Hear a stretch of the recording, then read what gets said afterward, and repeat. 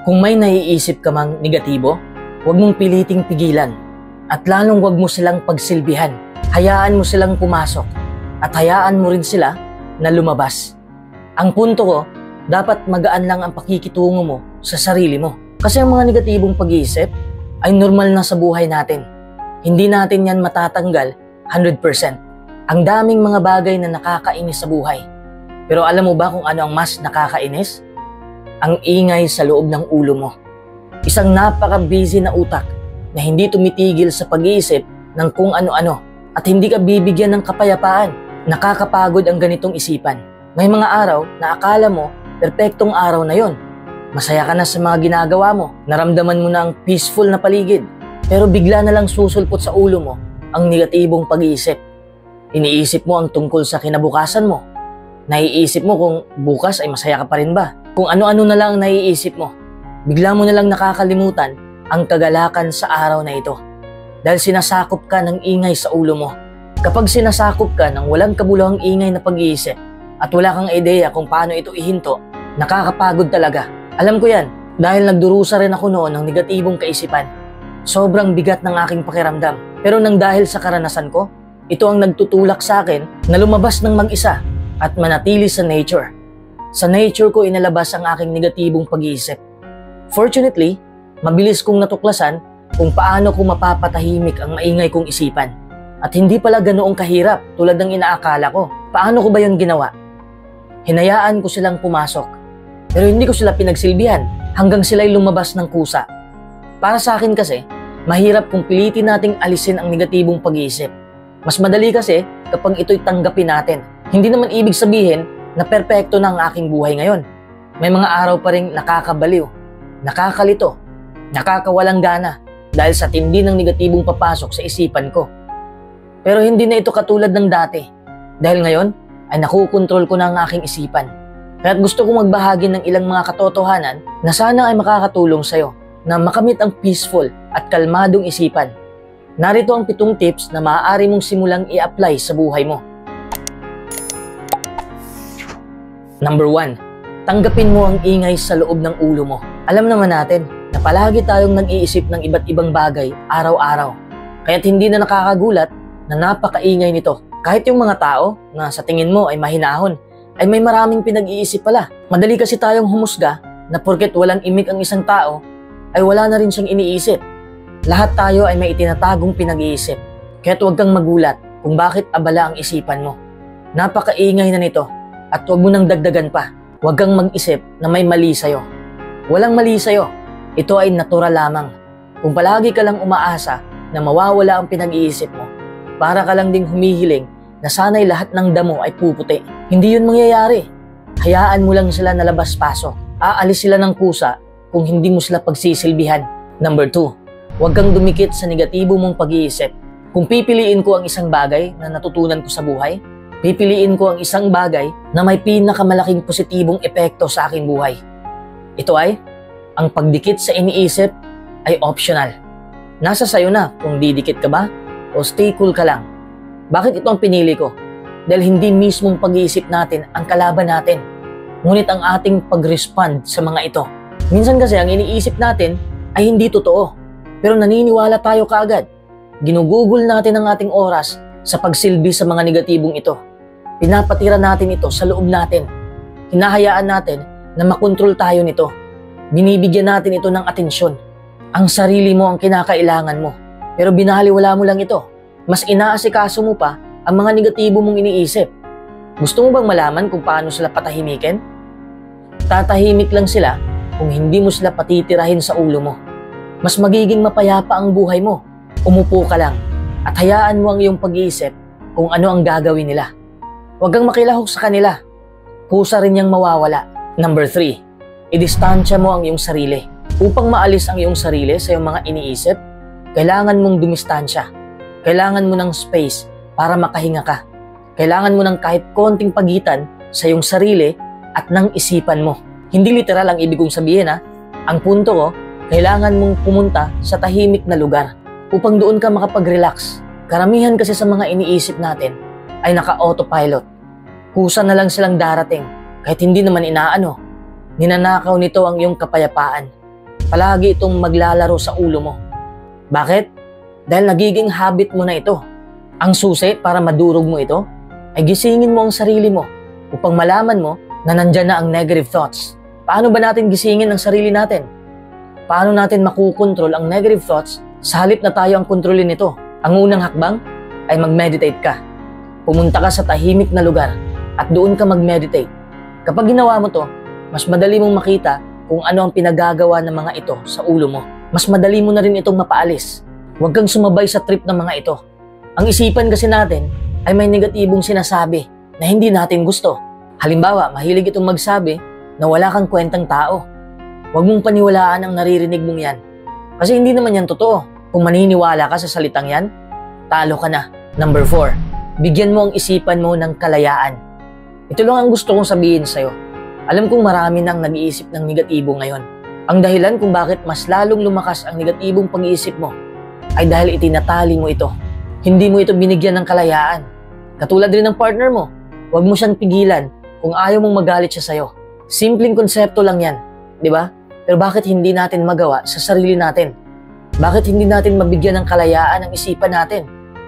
Lalo lamang itong mabubuo at manganganak at mas mahirap ng kontrolin. Ang pinakamaayos na paraan upang makaramdam ka ng katahimikan ay bigyan mo ito ng malaking bukas na pintuan upang makalabas na ang mga ito. Huwag mo silang itali. Kapag binigyan mo sila ng kalayaang mag-ingay sa ulo mo, kusa na rin silang lalabas sa ulo mo.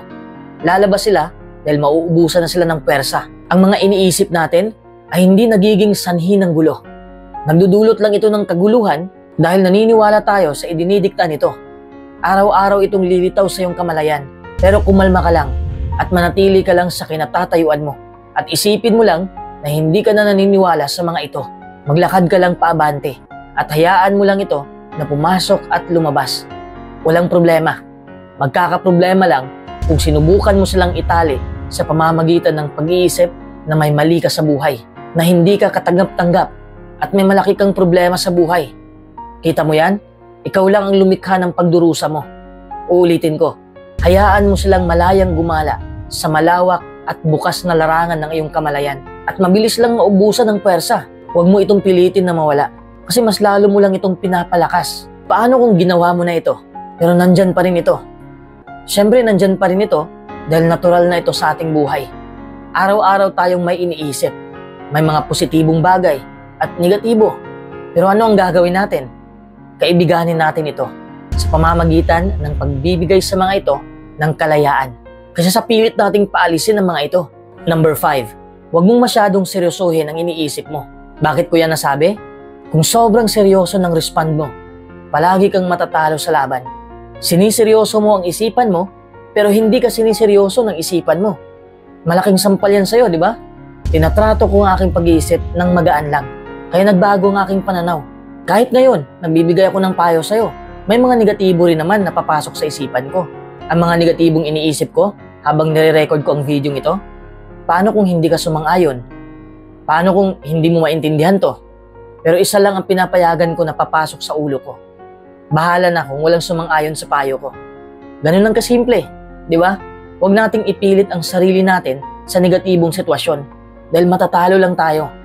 Isa pang halimbawa, nakaramdam ka ng inggit, takot, at galit. Tapos galit na galit ka sa sarili mo kung bakit nagkaganito ka. Minsan nga ang iba ay may suicidal thoughts. Dumating ka sa puntong yan dahil naniniwala ka o siniseryoso mo ang negatibong dala ng isipan mo. Naniniwala ka na may mali sa'yo, na walang nagmamahal sa'yo.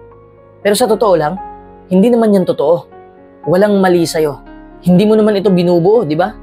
Kusa lang itong nakapasok sa'yo at pinaniniwalaan mo lang. Yan lang ang malaking problema. Ang pagtiwala mo sa mga negatibong pag-iisip mo. Katulad rin ng partner mo, pinaniwala ka niya na mahal ka niya. Kahit hindi naman totoo, ay pinaniwalaan mo. Hanggang sa umabot sa punto na siya pala ang wawasak sa'yo. Ganyan na ganyan din ang ating isipan. Mapaglaro ito. If you watch the mind closely, you will notice that thoughts appear by themselves, apparently out of nowhere. Ito ang dahilan kung bakit palagi akong nag-iisa sa nature. Kasi mas madali kong matrain ang aking isipan. Para mas lalo mong maintindihan ang pinagagawa ko, sasabihin ko to sa'yo. Habang nag-iisa ako sa nature, syempre napapalibutan ako ng maraming puno at nakakalanghap ako ng preskong hangin. Doon ko naramdaman ang daloy ng aking mga pag-iisip. Karamihan sa mga ito ay negatibo. Negatibong pag-iisip na dumaloy sa aking kamalayan. Pero hinayaan ko lang ito na dumaloy sa loob ko. Kasi wala akong karapatang itali ito. Iniisip ko na lang na huwag seryosohin ang mga naririnig ko galing sa mga ito. Ang ginagawa kasi ng karamihan ay kapag dinadaluyan sila ng negatibong pag-iisip, ay pumunta sila sa gitna upang harangin ang mga ito, upang kontrolin ang natural na daloy. Para silang nag-filter ng isip. Tinanggap nila ang isa at tinanggal nila ang isa. But it doesn't work that way. Mas lalong bumabaha ang negatibong pag-iisip dahil hinarangan mo ang daloy. Sa literal na halimbawa, pumunta ka sa gitna ng ilog, harangan mo ang daloy. Anong mangyayari sa'yo? Mahihirapan ka, mabibigatan ka, maaanod ka lang. Paano kung hahayaan mo lang ang daloy ng ilog? Siyempre, maririnig mo ang masarap na tunog ng daloy ng tubig. Nakaka-relax, di ba? Ang pinakamainam na gawin mo ay maging tagamasid ka lang. Wala ka nang ibang gagawin, kundi hayaan mo lang. The less involved you are in trying to control the flow, the more peace you will experience. Number 6, alamin mo ang pagkakaiba ng natural na pag-iisip at sinadyang pag-iisip. Dito ka kasi nalilito. Minsan din may mga iniisip ka na talagang sinasadya mo. Kung may mga natural, meron ding sinasadya. Bagaman wala kang magagawa tungkol sa mga kaisipang lilitaw sa iyong ulo, ang sinadyang pag-iisip ay ibang bagay din. Halimbawa, lumitaw na lang ang pag-iisip mo na parang nanlalamig na ang partner ko sa akin. Imbis na ito'y natural lang sa isip mo, pero ito'y magiging sinadyang kaisipan kapag magsimula ka ng mag-isip na tiyak na may iba na siyang nagugustuhan. Pangit ba ako? Hindi pa ba ako sapat sa kanya? Ano ba ang mga pagkukulang ko? Ginawa ko naman ang lahat para sa kanya. Yan ang mga sinadyang pag-iisip na magpapabagsak ng iyong buhay. Sa isang natural lang na pag-iisip, kapalit ng maraming pag-iisip na sinadya mo upang saktan mo palalo ang sarili mo. Nakuha mo ba ang punto ko? Ang ganitong uri ng negatibong pag-iisip ay ang pangunahing sanhi ng pagdurusa at ganap na kontrolado natin ang mga ito kung pipiliin natin kontrolin natin ito. Ang paulit-ulit na pag-iisip ng ganito, gaya ng palagi ka lang nag-iisip ng mga sakit ng pinagdadaanan mo, o di kaya nahihirapan kang ukitin ang kinabukasan mo. Lahat ng pattern na yan ay lilikha ng miserableng buhay. At ito ay ganap na makukontrol mo. Kapag napansin mo ang mga pattern na ito, stop na kaagad. Huwag mo nang palawakin ang negatibong pag-iisip. Hindi ka naman pinipilit nito na palawakin mo ito. Isa lang naman ang binigay nito sa'yo. Pero ikaw lang naman ang nagpapahaba ng sitwasyon. Huwag mong kalimutan na ikaw pa rin ang namamahala. Pagtuunan mo ng pansin ang kasalukuyan. Ang hindi produktibong pag-iisip ay kadalasang isang habit. At tulad ng karamihan sa mga habits, maaari mo itong wasakin. Number 7, stay grounded in the present moment. Mahilig akong magbasa ng mga self-help books. Pero noong nabasa ko ang The Power of the Present Moment, grabe ang impact nito sa buhay ko. In-apply ko talaga sa sarili ko. At gusto ko rin i-apply mo to sa buhay mo. One of the main insights in meditation practice is that your awareness can only be in one place at a time. Walang multitasking sa ating kamalayan. Kung nawawala ka na sa sarili mo, kung nag-iisip ka pa sa kahapon mo, at sa kinabukasan mo, hindi mo rin mapapansin ang kagandahan ng paligid mo ngayon. Gayon din, kung inilipat mo ang iyong focus sa araw na ito, titigil ang lahat ng iniisip mo.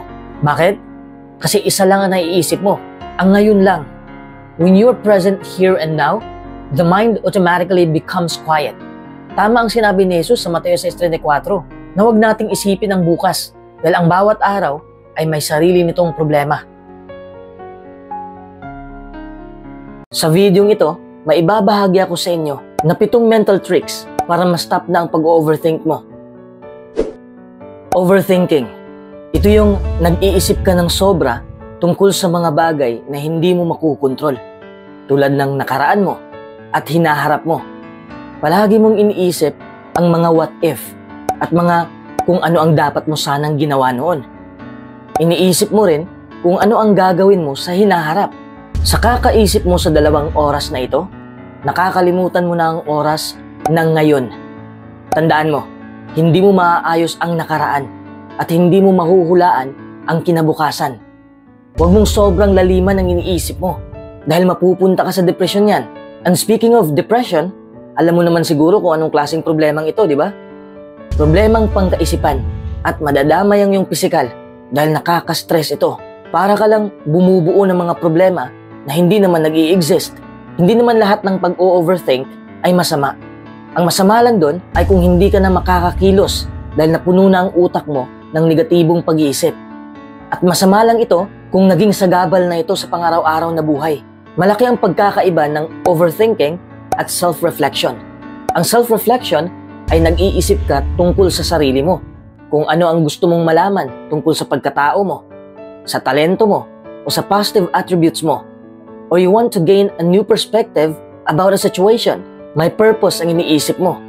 Ang overthinking naman ay nag-iisip ka sa mga bagay na hindi mo naman hawak. Yan lang ang kaibahan. Sa videong ito, maibabahagi ako sa inyo na 7 mental tricks para ma-stop na ang pag-overthink mo. Number 1, ayusin mo ang iyong salita.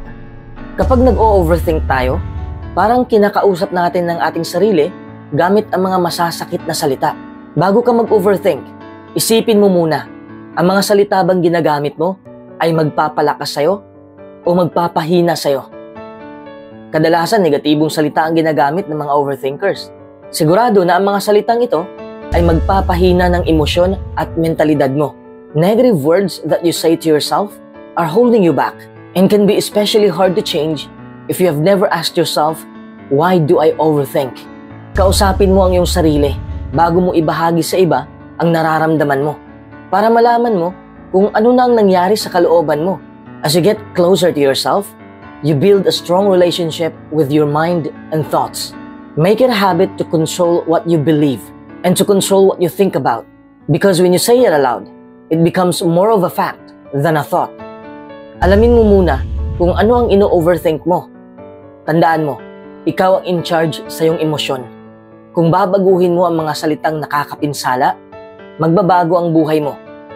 Normal lang naman mag-isip tayo ng negatibong bagay, pero hindi normal na wala man lang tayong aksyon sa mga ito. Number 2, mag-focus ka sa makukontrol mo. Kadalasan kapag nag-overthink tayo, iniisip natin ng sobra ang mga bagay na hindi pa nangyayari. Naguguluhan ka sa mga bagay na yon na hindi mo naman talaga makukontrol. Magliliwanag ang isipan mo at magiging matiwasay ito kung hindi ka na magpo-focus doon. Oo, nakaka-bad trip ang sitwasyon mo. Pero hindi mo naman yan mapapahinto. Hindi mo naman mahuhulaan na may mangyayari sa'yo, di ba? Kasi nga, hindi mo kontrolado ang mga pangyayari. Halimbawa, kung naglalaro ka ng baraha, kapag mapangit ang baraha mo, isauli mo ba? Hindi. Kailangan mong laruin yon. Ganyan na ganyan ang buhay. Kung binigyan ka ng pagsubok, laruin mo. Hindi mawawala ang pag-overthink kung hanggang overthink ka lang. Kung nag-overthink ka, itanong mo ito sa sarili mo. Ano ba itong iniisip ko? Mahalaga ba ito sa akin o hindi? Makukontrol ko ba ito o hindi? Halimbawa, ang tagal mag-reply ng jowa mo. Ang daming pumapasok sa isip mo. Baka may iba na siya. Baka nakikipag-inuman siya. Nakikipaglandian. Kahit ano-ano na lang ang tumatakbo sa isipan mo. Which is, nakakasayang ng iyong lakas. Kasi hindi mo kontrolado ang galaw ng jowa mo. Alam mo ba kung ano ang makukontrol mo? Ang opinyon mo. Ugali mo. Layunin mo. Pangarap mo. At kagustuhan mo. Yan lang. Dapat mo yang tandaan para tumahimik na ang isipan mo. Alam mo ba ang hindi mo makukontrol? Ang mga tao. Hindi rin natin makukontrol ang mga kaganapan sa buhay. Hindi natin makukontrol ang lagay ng panahon. Kung pilit mong kontrolin ang mga bagay na hindi mo makukontrol, masasayang lang ang oras mo. Manghihina ka pa. Kahit hindi mo gusto ang sitwasyon mo ngayon, isa lang ang magagawa mo. Tanggapin mo ito. Tapusin mo na ang pag-overthink. Tanggapin mo. Kasi kung tanggap mo na ang sitwasyon mo ngayon, panalo ka na kaagad. Ang kahapon ay wala na. Wala ka nang magagawa para maibalik yun. Ang kinabukasan ay wala pa. Hindi mo pa alam ang maaaring mangyari. Pero ngayon ay isang panibagong araw at panibagong pagkakataon na tanging makukontrol mo. Number 3, kontrolin mo ang iyong isipan. Gusto kong malaman mo, yung ino-overthink mo, hindi naman positibo yan eh. Ino-overthink mo ang mga bagay na kinakatakutan mo. Ino-overthink mo ang mga bagay na ayaw mong mangyari. That's destructive. Ang maipapayo ko sa'yo ay gawin mong habit ang mindfulness. Aminado ako na hindi ito madaling gawin, pero napaka-importante. Bakit practicein natin ang mindfulness? Kasi ito ang paraan para mahuli mo ang iyong negatibong iniisip. Ang mindfulness ay tungkol sa awareness. Awareness tungkol sa iyong mental at pisikal na estado. Kung hindi bukas ang kamalayan mo, namumuhay ka lang araw-araw na walang alam kung anong nangyayari sa loob mo. Kasi ang negatibong pag-iisip ay parang magnanakaw. Tulog ka man o gising, ang magnanakaw ay makakapasok pa rin sa tahanan mo. Kasi nga, wala kang kamalay-malay. Nakuha mo ba ang punto ko? Ganyan na ganyan ang negatibong pag-iisip. Kung hindi bukas ang kamalayan mo, lalamunin ka nito. Gawin mo ang mindfulness meditation. Pumunta ka sa tahimik na lugar. Umupo ka kahit ilang minuto lang. Ipikit mo ang iyong mga mata at obserbahan mo kung ano ang tumatakbo sa ulo mo. At obserbahan mo ang iyong katawan kung ano ang reaksyon nito. Habang ginagawa mo ito, huwag mong i-analyze ang pinag-iisip mo. Huwag mong husgahan ang sarili mo kung bakit nagkaganito ka. Huwag kang magalit sa sarili mo. Huwag kang makisali sa negatibong kaisipan mo. Mag-obserba ka lang. Number 4, mag-focus ka sa magandang nangyari. Kahit gaano pa katindi ng sitwasyon mo ngayon, hindi pa rin ako naniniwala na wala man lang magandang nangyari sa'yo. Merong magandang nangyari sa buhay mo, pero hindi mo napapansin kasi nasasapawan ng negatibo. Sa sobrang pag-iisip mo ng negatibo, napaparalisa na ang utak mo. Next time you sense that you are starting to spiral in that direction, stop. Visualize all the things that can go right and keep those thoughts present and upfront. Normal lang naman na matakot tayong mabigo, pero dapat hindi tayo manatili sa ganitong pag-iisip. Alam ko na ang dami mong problema ngayon, pero mag-focus ka sa solusyon. Kung saan ka nakapokus, doon ka rin mapupunta. Kung negatibo ang iniisip mo, sa negatibo ka rin mapupunta. You get more of what you focus on. This is the idea behind the law of attraction. Law of attraction is a principle many highly successful people believe in, which holds that the universe sends you more of whatever you are most intent on, whether negative or positive. If you're obsessing about debt, you will get more debt. If you turn your attention to income, you will get more income. Kaya mag-focus ka lang sa magandang pangyayari o nangyari dahil kagandahan rin ang makikita mo. Number 5, hindi mo mahuhulaan ang mangyayari. Tanggapin mo na hindi mo alam ang mangyayari mamaya. Hindi mo alam ang mangyayari bukas. Lahat naman tayo gusto ng maayos na kinabukasan. Iniisip natin kung gaano kasarap ang buhay kung magtatagumpay na tayo. Tuwang-tuwa tayong isipin yon. Magkakaroon tayo ng pag-asa. Pero naiisip din natin ang what if? What if hindi natin matutupad ang pangarap natin? What if ganito lang din ang buhay? Dito na magsisimula ang stress, anxiety, galit, kalungkutan. Napakalaki ng epekto sa mga bagay na hindi pa naman nangyayari. Hinuhulaan mo kasi. And it can leave you not enjoying the present moment that you're currently in. Kadalasan, hindi tumpak ang iyong mga hula kung ano ang magiging hinaharap mo. Yung mga negatibong posibilidad na iniisip mo ay maaaring maging positibo. Sinasayang mo lang ang iyong oras at lakas sa sobrang pag-iisip na kadalasan ay hindi naman mangyayari. Kasi nga, hindi mo kontrolado ang panahon at ang sitwasyon. I believe trying to predict the future will not only leave you very disappointed, but also annoyed at yourself for wasting all the time worrying about the future event. Sa halip na mag-alala ka kung ano ang mangyayari sa hinaharap, magplano ka para mahulma mo ng maayos ang hinaharap mo.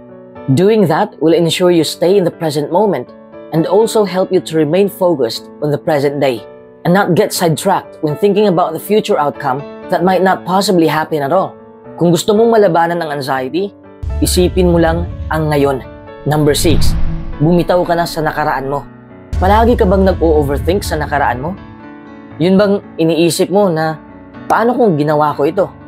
O iniisip mo na dapat ginawa ko ito noon? Sinasayang mo lang ang iyong lakas dahil ang nakaraan mo ay hindi mo na mababalikan. Kahit anong gawin mo, wala nang nakaraan. Kung hiniwalayan ka na, kung nakasakit ka, kung ano man ang nagawa mo sa nakaraan, kung ano man ang nagawa ng iba sa'yo, wala ka nang magagawa doon. Ang mga aral lang ang mapupulot mo. Hindi mo na mababago ang nakaraan. Ang tanging mababago mo lang ay ang kahulugan na ibinibigay mo dito. Letting go of the past means you don't let your mistakes control your future decisions, and you don't let bad things that have been done to you control your emotions. Patawarin mo na ang mga nananakit sa'yo.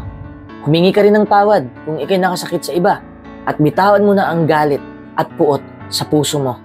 Yan lang ang tanging paraan na magagawa mo upang mabago mo ang sitwasyon sa nakaraan. Number 7, Mag-focus ka sa ngayon. Tapos na tayong bumitaw sa hinaharap. Bumitaw na rin tayo sa ating nakaraan. Mag-focus na tayo sa kasalukuyan. Sa ngayon.